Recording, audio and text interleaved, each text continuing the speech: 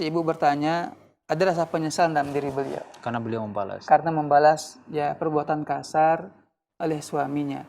Ini menunjukkan bahwa si ibu itu sebenarnya cinta kepada suaminya dan sangat sayang kepada suaminya. Hanya saja mungkin suami tidak sadar, suami tidak memahami bahwa istri itu sangat cinta kepada mereka, tapi malah rasa cinta tersebut dibalas dengan sifat kasar dan tidak baik.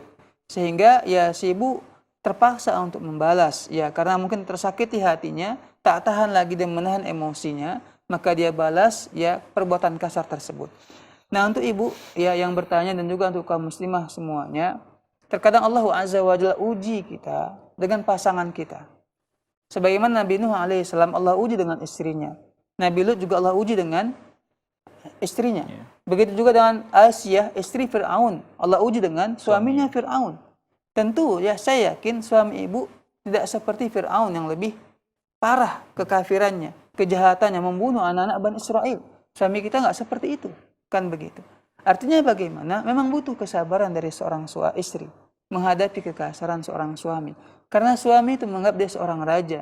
Dia pemimpin di rumahnya. Sehingga apa? Dia merasa tak boleh ada satupun orang yang di rumah ini melawan dirinya.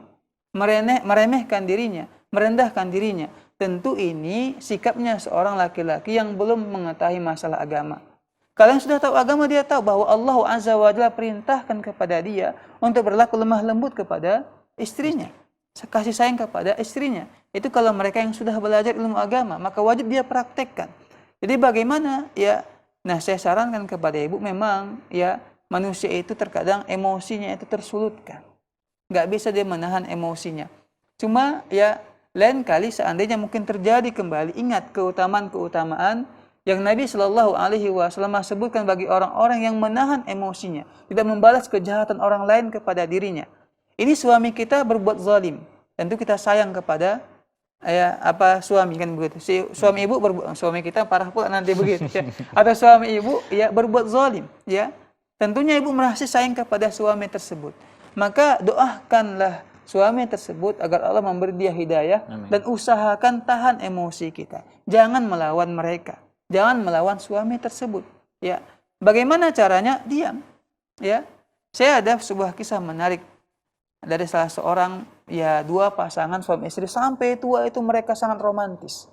Pernah diwawancara di sebuah acara televisi, ditanya, kenapa Anda ya masih bisa bertahan dan bahagia kepada istri Anda? Nah, kemudian ditanya kepada seorang wanita, kenapa Anda bisa membuat suami Anda itu cinta dan sayang kepada Anda? Anda ya baru-baru ini semoga Allah mengampuni ya dosa Pak B.J. Habibie ya, Presiden yang ketiga Republik Indonesia, ghafarallahu lahu wa rahimahu. Ya bagaimana kasih sayang beliau cintanya kepada istrinya. Di antara penyebabnya ialah istrinya begitu sayang kepada dia dan menampakkan ikhlas dalam mencintai suaminya.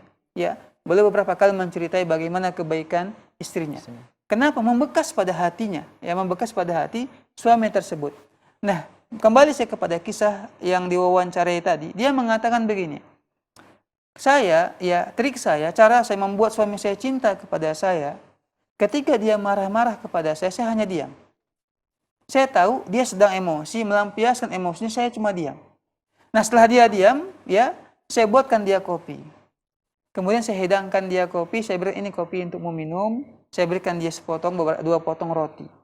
Nah, setelah saya berikan, dia pun mengatakan, maaf ya, tadi saya begitu emosi, saya tidak sengaja seperti itu. Dia mohon maaf kepada istrinya yang ketika itu dia marahi. Karena apa?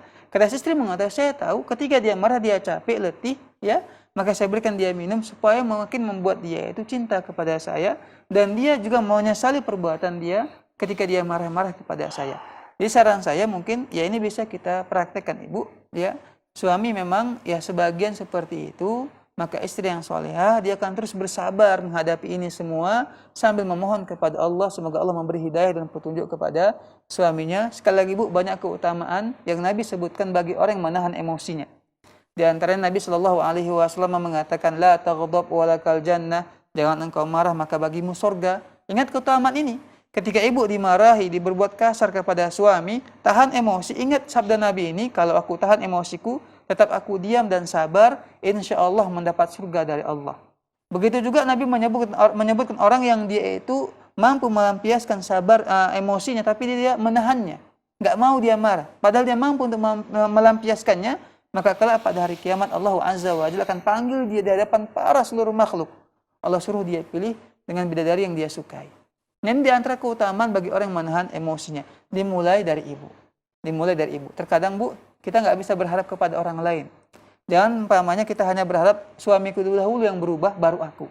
Tidak. Tapi mulailah dari kita yang berubah. Insya Allah, semoga juga suami akan sadar, suami juga akan bertaubat kepada Allah dan kembali dia meninggalkan sifat kasar kepada keluarganya. Wallahu ta'ala alam.